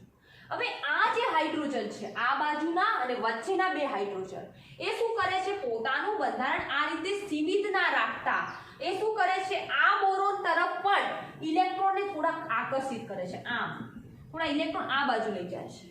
આ બોરોનના py કક્ષકના ઇલેક્ટ્રોન, આ બોરોનના py કક્ષકના ઇલેક્ટ્રોન આ બોરોન સાથે જોડાઈને આ રીતે આકર્ષિત કરે છે. ઇલેક્ટ્રોનને pz કક્ષકને આકર્ષિત કરે છે આ રીતે બોરોનને. આ રીતે મતલબ કે ઇલેક્ટ્રોન તો બે જ છે બેટા, ઇલેક્ટ્રોન કોઈ 3 નથી થતા, પરંતુ શું થયું દેખો બેટા, અહીંયા હવે આપણો H આવી ગયો.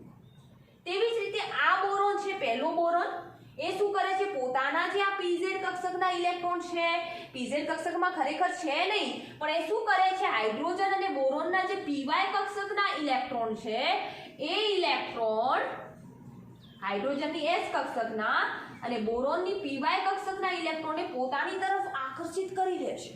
એટલે આ રીતે અહીંયા આ રીતે બળ બનાવે છે. મતલબ કે હાઇડ્રોજન અને બોરોનની py કક્ષકના ઇલેક્ટ્રોન આ હાઇડ્રોજનની અને બોરોનની py કક્ષકના ઇલેક્ટ્રોન આ રીતે સેતુ બનાવી દે છે.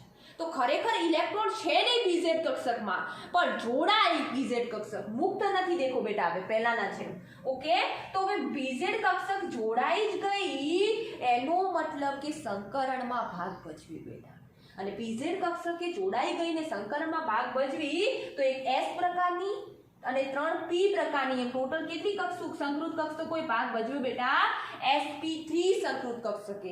વ્યક્તિગત બોરોન માટે કહું છું બેટા, કયું સંકરણ થાય છે, sp3 સંકરણ થાય છે. ફરીથી એકવાર સમજાવી દઉં, કશું જ એનું બંધારણ ગોખવા જેવું નથી બેટા.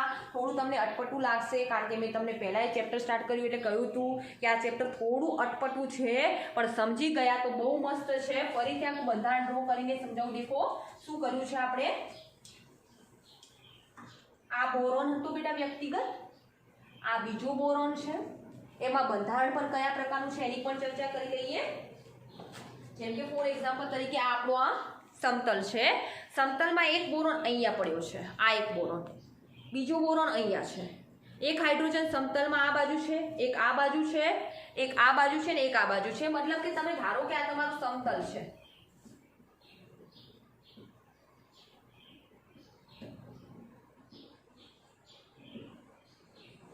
તો એક હાઇડ્રોજન તમારો અહીંયા પડ્યો છે, એક હાઇડ્રોજન અહીંયા છે. દેખો બેટા, એક હાઇડ્રોજન અહીંયા છે અને એક હાઇડ્રોજન અહીંયા છે.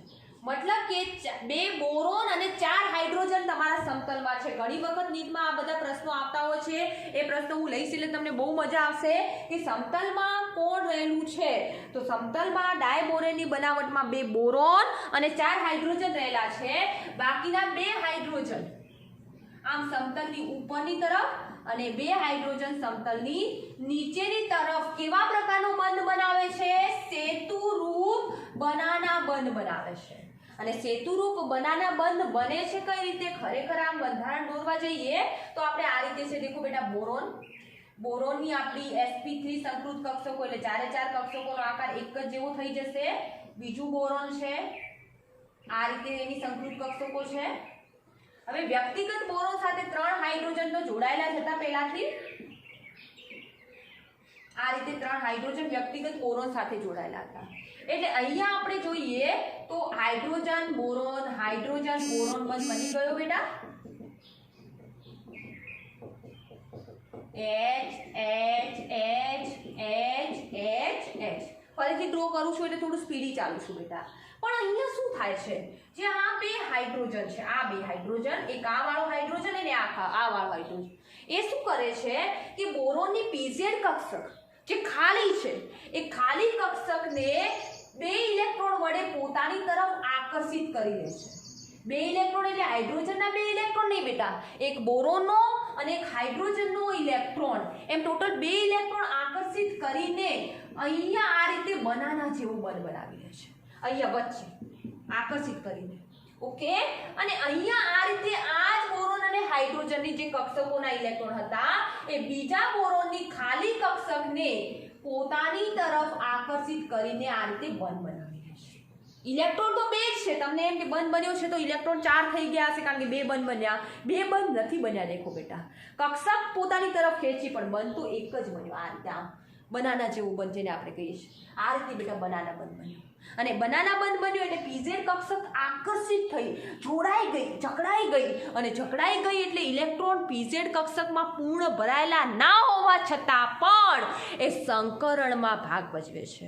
બેટા પ્લીઝ તમને આ પોઈન્ટ ના ખબર પડી હોય તો મને કોમેન્ટ કરજો, મતલબ કોમેન્ટ એટલે મેસેજ કરજો, સાદો મેસેજ. હું તમને બહુ મસ્ત રીતે ફરીથી સમજાવવાનો પૂરો પ્રયત્ન કરીશ બેટા. અને સંકરણમાં ભાગ ભજવતું હોવાથી એનું સંકરણ કેવું થઈ ગયું છે બેટા, sp3.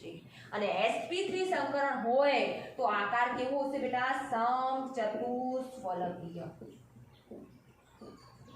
ઓકે, એનું બંધારણ હશે, એ બંધારણ મેં ફોટો પાડેલો છે, તમને મૂકીશ પણ ખરા. એ કઈ રીતે એનું સમચતુષ્ફલકીય બંધારણ છે દેખાય છે કઈ રીતે. ક્લિયર છે બેટા આટલા સુધી? ડાયબોરેન આપણને મળી ગયા. ડાયબોરેનમાં હવે ખાસ કરીને શું છે દેખો. પહેલા તો ડાયબોરેનના બંધારણ ઉપરથી પ્રશ્નો કઈ રીતે પૂછાય, ડાયબોરેનનું બંધારણ કેવા પ્રકારનું છે એવો તમને પ્રશ્ન પૂછાય તો તમે એમાં શું લખશો કે ડાયબોરેનના બંધારણમાં 2 બોરોન અને 4 હાઇડ્રોજન એ સમતલમાં રહેલા છે બેટા. દેખો આ સમતલમાં દેખાય છે તમને.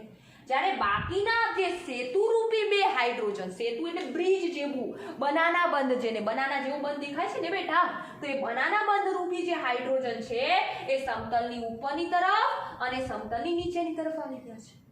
ત્યારબાદ ડાયબોરેનમાં 4 હાઇડ્રોજન એવા છે જેમાં 2 કેન્દ્ર અને 2 ઇલેક્ટ્રોન જેવું બંધારણ છે. હવે આ વળી શું ટીચર, આ તો તમે એમને સમજાવ્યું નથી. 2C 2E, 2C એટલે કેન્દ્ર બેટા, સેન્ટર જેને ઇંગ્લિશમાં કહેવાય, અને E એટલે ઇલેક્ટ્રોન. 2C 2E એટલે શું બેટા, 2 કેન્દ્ર અને 2 ઇલેક્ટ્રોન. દેખો બેટા અહીંયા આ હાઇડ્રોજનનો ઇલેક્ટ્રોન હતો અને આ બોરોનનો ઇલેક્ટ્રોન હતો બેટા. 2 ઇલેક્ટ્રોન હતા કે નહીં, અહીંયા આપણે જોડ્યા ને બેટા. આ રહ્યા, એક બોરોનનો છે ને એક હાઇડ્રોજનનો છે, એક બોરોનનો છે એક હાઇડ્રોજનનો છે, એક બોરોનનો છે એક હાઇડ્રોજનનો. તો એક કેન્દ્ર બોરોનનું છે, એક કેન્દ્ર હાઇડ્રોજનનું છે. કેન્દ્ર કેટલા થયા બેટા, 2. ઇલેક્ટ્રોન કેટલા થયા, 2. જ્યારે સેતુરૂપી હાઇડ્રોજન અથવા બનાના બંધમાં, કયા બંધમાં, બનાના બંધમાં કેન્દ્ર ગણો, એક બોરોનનું કેન્દ્ર, એક હાઇડ્રોજનનું કેન્દ્ર અને એક બોરોનનું કેન્દ્ર. ટોટલ 3 કેન્દ્ર થયા. તો અહીંયા કેન્દ્ર કેટલા બેટા, 3. પણ ઇલેક્ટ્રોન દેખો બેટા, એક આ બોરોનનો હતો અને એક આ હાઇડ્રોજનનો હતો. અહીંયા નીચેની તરફ એક આ બોરોનનો ઇલેક્ટ્રોન છે અને એક આ હાઇડ્રોજનનો ઇલેક્ટ્રોન છે. જ્યારે આ બોરોનનો તો કોઈ ઇલેક્ટ્રોન નીચેની તરફ નથી, ઉપરની તરફ આ બોરોન ઇલેક્ટ્રોન નથી આપતો, ખાલી આ બોરોનની પીઝેડ કક્ષકને આમાં ખેંચી લેતો હતો. અહીંયા આ બોરોનની પીઝેડ કક્ષકને આ સાઈડનો ભાગ ખેંચતો હતો. તો મતલબ ઇલેક્ટ્રોન તો કેટલા હતા બેટા, માત્ર 2 જ હતા.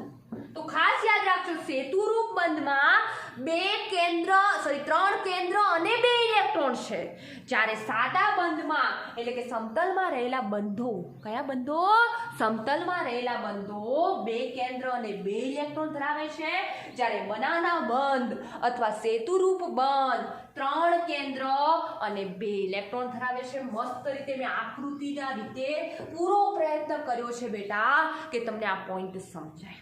ઓકે, મારો પૂરો ટ્રાય છે, છતાં પણ શાયદ તમને મે બી ઓછી પણ ખબર પડી હોય તો પ્લીઝ મને જાણ કરજો. I am always ready for you. મેં તમને હંમેશા ઓનલાઈન માધ્યમ વડે પણ એટલો જ પ્રયત્ન કર્યો છે. ઘણા વિદ્યાર્થીઓ પ્રશ્ન મૂકે છે, ભલે તમે સ્કૂલમાં આવીને પૂછી પણ લેજો કે એના જવાબ તરત બાળકોને મળે છે કે નથી મળતા. હોઈ શકે એટલો મારો પ્રયત્ન છે. હું પણ એક ફેમિલી સાથે છું બેટા, છતાં પણ પૂરો પ્રયત્ન કરું છું. ઇવન મારી હજુ પણ તબિયત નથી સુધરી તો પણ પૂરો તમારા માટે પ્રયત્ન રહેશે જ મારો કે તમને એવરી પોઈન્ટ, એક પોઈન્ટનો એક નાનો પોઈન્ટ પણ તમને બહુ સારી રીતે સમજાય. પણ એના માટે મહેનત તમારે પણ કરવી પડશે. રોજ ભાષણ આપું છું કારણ કે ગુરુજીનો તો આદત જ હોય છે ભાષણ આપવાની. તમારે આ કાનેથી સાંભળીને આ કાને નીકાળવું હોય, કાનેથી સાંભળીને મોઢેથી નીકાળવું હોય પેલા વાંદરાના જેમ, કે પછી કાનેથી સાંભળીને મનમાં ઉતારવું હોય, એ તમારા ઉપર ડિપેન્ડ છે. પણ અમારો તો પૂરો પ્રયત્ન છે કે મારા બાળકોને બધું જ જ્ઞાન પૂરું મળે. તો અહીંયા પીઝેડ કક્ષકમાં ઇલેક્ટ્રોન ના હોવા છતાંય બંધમાં ભાગીદારી કરે છે, મતલબ કક્ષકને આકર્ષિત કરે છે. કોણ? એક બોરોન અને હાઇડ્રોજનના જે 2 ઇલેક્ટ્રોન છે એ 2 ઇલેક્ટ્રોન ખાલી પોતાની તરફ આકર્ષિત કરે છે. મતલબ બંધ તો એક પ્રકારનો દબળો છે, પ્રબળ બંધ નથી. હવે આ જે આનો સ્ક્રીનશોટ લઈ લો તમે, એના પછી આપણે આગળ જઈએ. આ જે છે હવે ડાયબોરેનનો અણુ, હવે એમાં હજુ રાસાયણિક ગુણધર્મો દેખો બાકી છે. એટલે જ મેં કહ્યું કે એના બંધારણ ઉપરથી હવે ગુણધર્મો આવશે.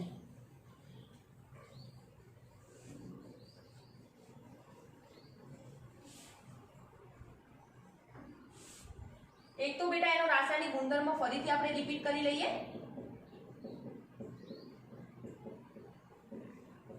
ડાયબોરેન ઓક્સિજન સાથે જોડાઈને B2O3 બોરોનના ઓક્સાઇડ પ્લસ 3 મોલ પાણીના આપતા હતા.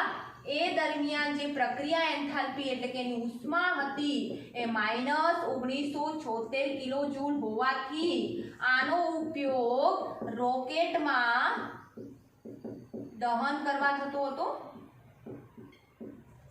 ત્યારબાદ આપણે ડાયબોરેનની અહીંયા શું લખી દઉં છું બેટા, જળ વિભાજન કરો પાણીના 6 મોલ સાથે. આ પ્રક્રિયા આગળ આ બાજુ પણ છે ને આ બાજુએ છે. તો જળ વિભાજન કરવાથી આપણને શું મળતું હતું બેટા? B2H6 મળી જતા હતા પ્લસ 12H2 મળતા હતા બેટા. ઓકે, 6 મોલ પાણીના લેવાની જરૂર પડતી. જળ વિભાજન કરવાથી બોરિક એસિડ એટલે કે H3BO3 ના 2 મોલ મળતા હતા અને 6 મોલ હાઇડ્રોજન વાયુ છૂટા પડતા હતા. આ બે સમીકરણ આપણે અગાઉ જ લઈ લેતા. હવે જે સમીકરણ છે એના બંધારણ પર આધારિત છે. એનું બંધારણ આપણે સારી રીતે જાણીએ છીએ કે હાલ જ આપણે ડ્રો કર્યું. B છે, H B H અને H. અહીંયા આપણે નબળા બંધથી જોડાયેલો છે હાઇડ્રોજન બોરોન સાથે આ રીતે. હવે એનું બંધારણ જે છે એનું તૂટવું 2 રીતે તૂટે છે. એક સંમિત રીતે અને બીજું છે અસંમિત રીતે. આ પણ બેટા મટીરીયલમાં ક્યાંય ન હોય. સંમિત એટલે કે સરખું તૂટવું, એટલે કે અહીંયા એક BH3 છૂટો પડી જાય અને અહીંયા BH3. સરખું તૂટે એટલે 2 BH3 છૂટા પડે. જ્યારે અસંમિત રીતે તૂટે એટલે શું થાય? એક અહીંયાથી આ રીતે બંધ તૂટી જાય આ રીતે. તો અહીંયા શું થાય? H- ઇલેક્ટ્રોન લઈને જશે તો આ ભાગ કેવો થઈ જશે બેટા? પ્લસ, કારણ કે વધારાનો હાઇડ્રોજન જાય છે. તો એક ભાગ આપણો BH2+ થઈ જશે દેખો બેટા, અને બીજો થઈ જશે BH4-, કારણ કે એક વધારાના H+ તે H આયનને સ્વીકાર્યો છે એટલે BH4 બનશે. આ બે ભાગ બનશે, ખાસ ધ્યાન રાખજો. આ અસંમિત કહેવાય, સંમિત અને અસમમિત. સરખું વિભાજન નથી થયું. એક જગ્યાએથી શું થયું, H ઇલેક્ટ્રોન લઈને મુક્ત થઈ ગયો, એટલે B એ ઇલેક્ટ્રોન ગુમાવ્યો એટલે B પ્લસ થઈ ગયો, અને 2 હાઇડ્રોજન તો એની પાસે હતા તો BH2 પ્લસ થઈ ગયા બેટા. જ્યારે અહીંયા 1 2 3 હાઇડ્રોજન તો પહેલાથી હતા, એક વધારાનો હાઇડ્રોજન બોરોન લઈને છૂટો પડ્યો એટલે BH4 માઇનસ, અસંમિત. હવે તમને એમ થાય કે ટીચર બંધારણમાં વિભાજન બે રીતે કેમ? શું સામાન્ય રીતે આપણે 2BH3 ના લખી શકીએ? આ રીતે 2 BH3 છૂટા પડ્યા તો 2BH3 ના લખાય.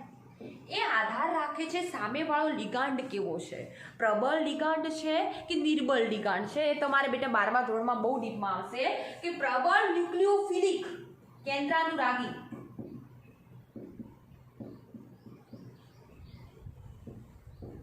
અને પ્રબળ કેન્દ્રાનુરાગી પ્રક્રિયક તરીકે આપણા લિગાન્ડ અથવા પ્રક્રિયક તરીકે આપણા છે એક તો ટ્રાયમિથાઇલ એમાઇન. આનું બંધારણ બેટા આ રીતે છે. દેખો, નાઇટ્રોજન પાસે હજુ પણ એક અબંધકારક ઇલેક્ટ્રોન યુગ્મ છે, એક CH3 અહીંયા જોડાઈ ગયો છે, એક CH3 અહીંયા છે, એક CH3 અહીંયા છે. આનું નામ છે ટ્રાયમિથાઇલ એમાઇન. આ પ્રબળ લિગાન્ડ ગણાય બેટા. ત્યારબાદ એ સિવાય એક બીજો પ્રબળ લિગાન્ડ પણ આપણો છે કાર્બન મોનોક્સાઇડ CO, એની સાથે પણ જોડાઈ શકે. એ સિવાય હજુ પણ એક પ્રબળ લિગાન્ડ છે પિરિડીન. તો અહીંયા 3 પ્રકારના લિગાન્ડો. આ ખાસ બેટા તમે સ્ક્રીનશોટ આનો લઈ લેજો જ્યારે આખું બધું લખેલું ત્યારે. એક આપણો ટ્રાયમિથાઇલ એમાઇન આવ્યો,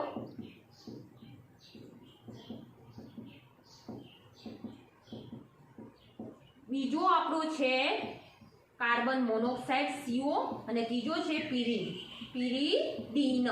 આ 3 પ્રબળ લિગાન્ડો છે. જ્યારે એમોનિયા જે છે NH3 એ નિર્બળ કેન્દ્રાનુરાગી પ્રક્રિયા. કેન્દ્રાનુરાગી એટલે કે એને કેન્દ્રની જરૂર છે, ઇલેક્ટ્રોનનું દાન કરવું છે. ઇલેક્ટ્રોનનું દાન કરે છે એટલે મધ્યસ્થ પરમાણુના સાથે જોડાય છે, એટલે એને કેન્દ્રની જરૂર છે અને આમને ઇલેક્ટ્રોનની જરૂર છે. પોતાને જ્યારે પણ અષ્ટક રચના પૂર્ણ કરવી છે તો બોરોનને શું કરવું પડશે, BH3 નો અણુ છે, 6 ઇલેક્ટ્રોન એની આજુબાજુ હશે બેટા, કારણ કે 3 હાઇડ્રોજન છે. પણ એને અષ્ટક રચના પૂર્ણ કરવા માટે 2 ઇલેક્ટ્રોનની હજુ પણ વધારે જરૂર છે, મતલબ 1 ઇલેક્ટ્રોન યુગ્મની. તો એમને ઇલેક્ટ્રોન અનુરાગી કહેવાય. આને શું કહેવાય બેટા, ઇલેક્ટ્રોન અનુરાગી.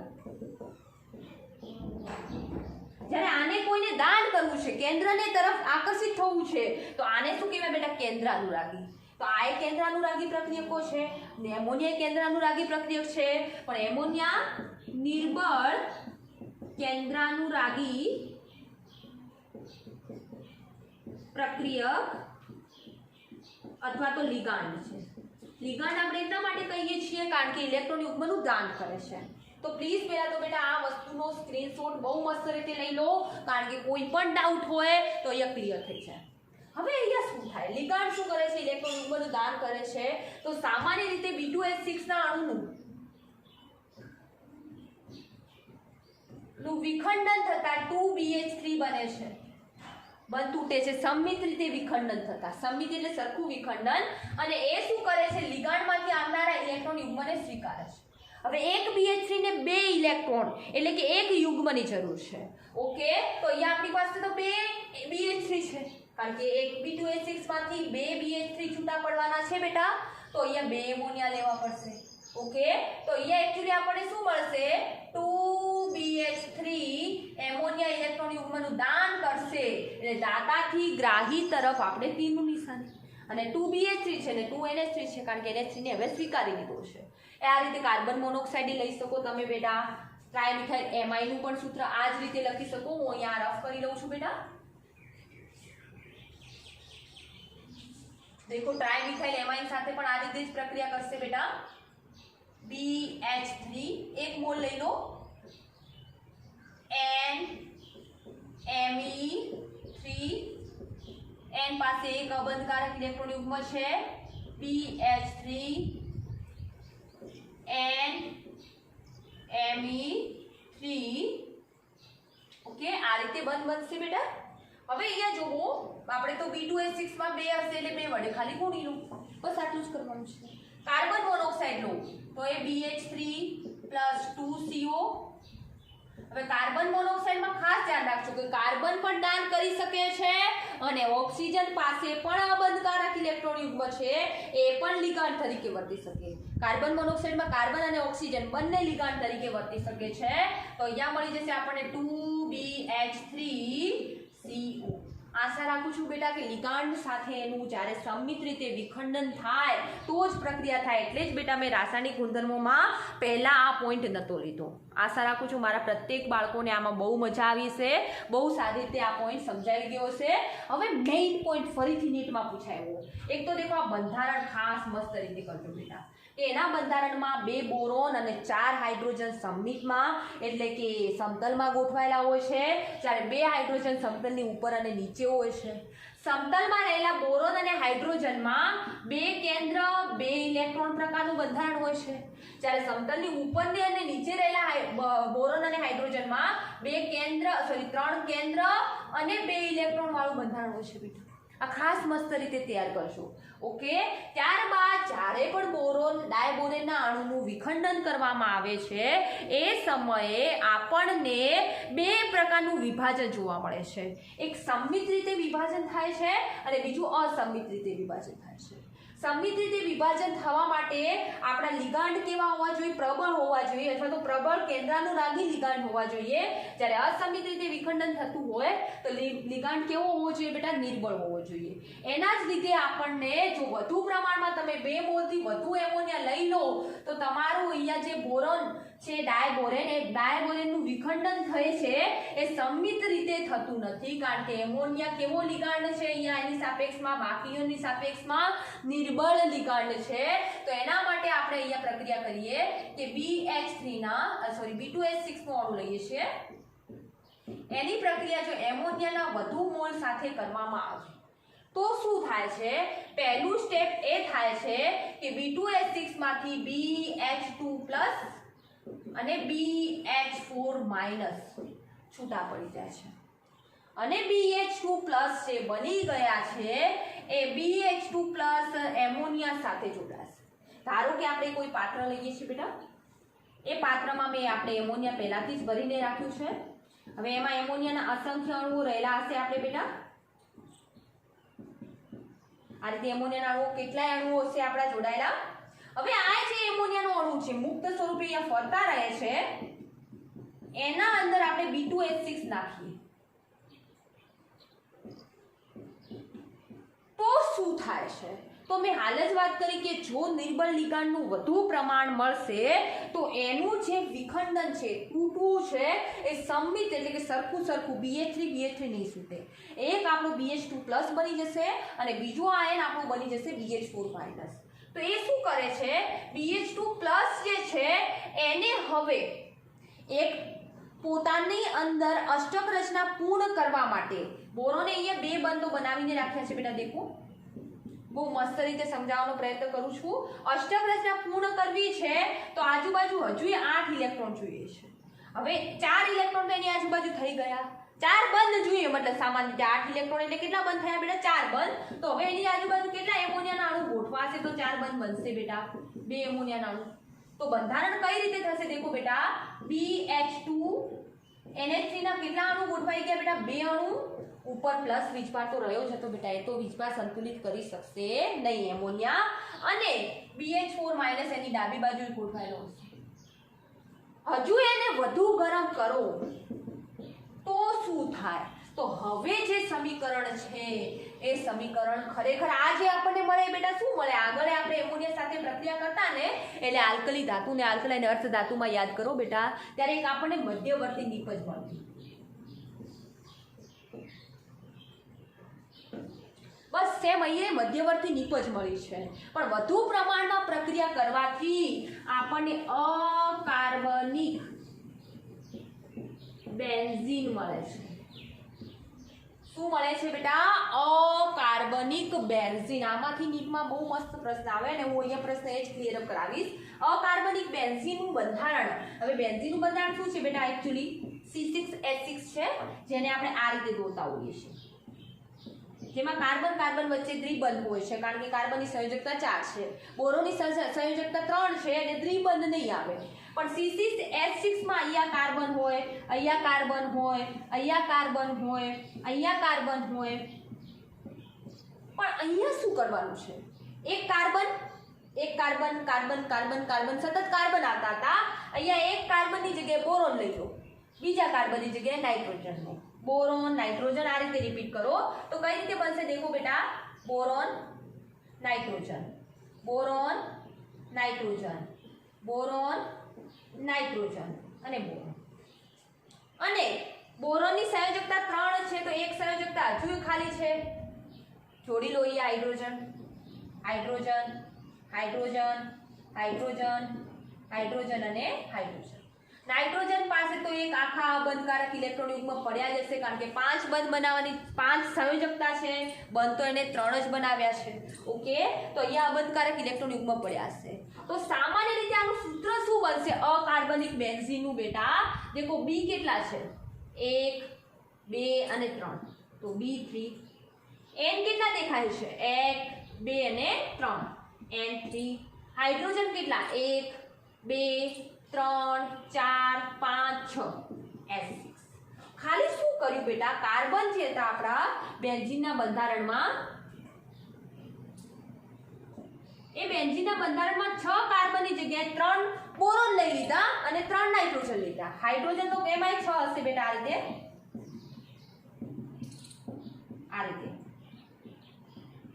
ઓકે બેટા, તો આ પોઈન્ટ આપણો ક્લિયર થઈ ગયો. હવે અકાર્બનિક બેન્ઝીન પણ કોનું છે? બોરોન થી બનેલું છે, તો બોરોન અને બેન્ઝીન. આ બોરોનનો બોરો આગળનો શબ્દ લઈ લો અને બેન્ઝીનનો ઝીન લઈ લો તો શું બની જશે? બોરેઝીન. અકાર્બનિક બેન્ઝીનનું નામ શું છે અથવા તો અકાર્બનિક બેન્ઝીનનું સામાન્ય સૂત્ર શું છે? આમાંથી નીટમાં કયા કયા પ્રશ્ન આવે એવું હવે બેટા દેખો. પહેલા તો તમને એવું કહ્યું હોય, આ બંધારણ પહેલા તો બેટા લખી આનું સ્ક્રીનશોટ લઈ લો. તો બેટા પહેલા સ્ક્રીનશોટ લઈ લો એટલે હું રફ કરું પછી સારી રીતે સમજાવું, કારણ કે મધ્યવર્તી નિપજ આપણે એમાં જરૂરી નથી. એટલે ચલો હવે સમજાવું. દેખો, બોરેઝીન આપણે ડાયરેક્ટ બોરેઝીન બનાવવું છે તો શું કરવું પડશે બેટા? બોરેઝીનનું સૂત્ર શું હતું? B3N3H6 હતું બેટા. B3 એકી સંખ્યામાં બોરોન છે તો અહીંયા એકી સંખ્યામાં લઈ લો, મતલબ 2 વડે ગુણવું પડશે. નાઇટ્રોજન કેટલા થઈ ગયા? 6, તો 6 પાણીના અણુ લઈ લો. 6 દુ 12 36 18. ઓકે, અને અહીંયા 6 દુ 12 36 18. ટોટલ હાઇડ્રોજન કેટલા થઈ ગયા? 18 દુ 36. જ્યારે અહીંયા હાઇડ્રોજન કેટલા છે? 12. તો કેટલા બાકી છે? 24. તો અહીંયા શું કરશે બેટા? 12H2 એ મુક્ત કરી દેશે. આટલું આપણે ક્લિયર થઈ ગયું બોરેઝીનનું બનાવટ. હવે તમને નીટમાં પ્રશ્ન શું કે પૂછાય કે કોઈ પ્રક્રિયક X જે છે એ પ્રક્રિયા કરીને બોરેઝીન આપે છે. કોઈ પ્રક્રિયક X જે પ્રક્રિયા કરી એમોનિયા સાથે પ્રક્રિયા કરીને બોરેઝીન આપે છે તો એ X પ્રક્રિયક કોણ છે તે ઓળખો. આ રીતે X + NH3 gives બોરેઝીન, જેને આપણે Y લખી દઈએ કે Y બોરેઝીન આપે છે. તો બોરેઝીનનું પહેલા તો સૂત્ર તમને આવડવું જોઈએ કે બોરેઝીનનું સૂત્ર છે આપણું B3N3H6. હવે કોણ આવી પ્રક્રિયા કરીને આપણને બોરેઝીન આપશે? તો અહીંયા તો નાઇટ્રોજન જ છે. ઓફકોર્સ નાઇટ્રોજન અને બોરોન ના હાઇડ્રાઇડ જ છે, બીજું કોઈ નિપજ વધારાની આપણને કીધી નથી. ચલો હાઇડ્રોજન વાયુ આપે એવું લખ્યું પણ હોય, 12H2 આપે છે એવું લખ્યું પણ હોય તમને, પણ તોય તમને આઈડિયા તો મળે જ કે બીજું તો કોઈ તત્વ છે જ નહીં. તો અહીંયા X તરીકે હશે એ બોરોનના હાઇડ્રાઇડ જ હશે, અને બોરોનનો હાઇડ્રાઇડ એટલે શું આપણું બેટા? P2H6. અથવા એવી રીતે પ્રશ્ન આવે કે કોઈ પ્રક્રિયક X એ લિથિયમ એલ્યુમિનિયમ હાઇડ્રાઇડ અને બોરોનના ફ્લોરાઇડમાંથી મળે છે. કોઈ પ્રક્રિયક X એ લિથિયમ એલ્યુમિનિયમ હાઇડ્રાઇડ અને બોરોનના ફ્લોરાઇડમાંથી મળે છે. તો બેટા એ તો આપણે સામાન્ય બનાવટમાં કર્યું ને કે જો બોરોનના ફ્લોરાઇડ અને લિથિયમ એલ્યુમિનિયમના હાઇડ્રાઇડના 3 મોલ અને બોરોનના ફ્લોરાઇડના 4 મોલની પ્રક્રિયા કરવાથી પ્રક્રિયક X તરીકે આપણને શું શું મળી શકે? X તરીકે તમને B2H6 મળી શકે બેટા, LiF એ મળી શકે, AlF3 એ મળે, પણ આગળ એને એવું કહ્યું, દેખો પ્રશ્ન હું લખું છું અહીંયા, તેથી તમે પણ લખી શકો, કોઈ પ્રક્રિયક X એ BF3 ની LiLH4 સાથેની પ્રક્રિયાથી મળે છે, આ X વધુ પડતા NH3 સાથે પ્રક્રિયા કરીને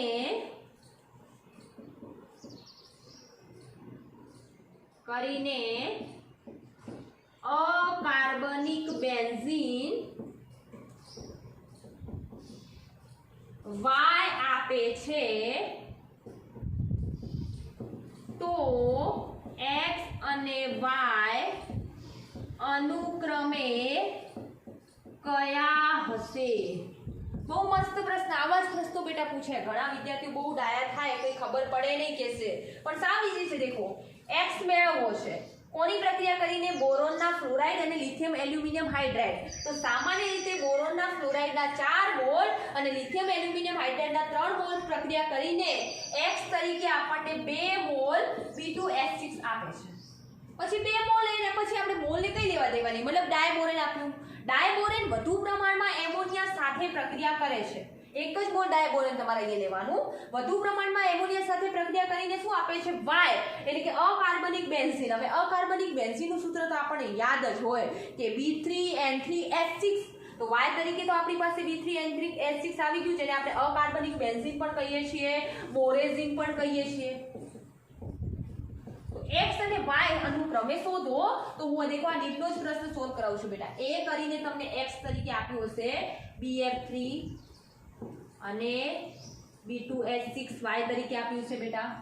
B માં આપ્યું છે B2H6 અને અહીંયા આપ્યું છે B2O3.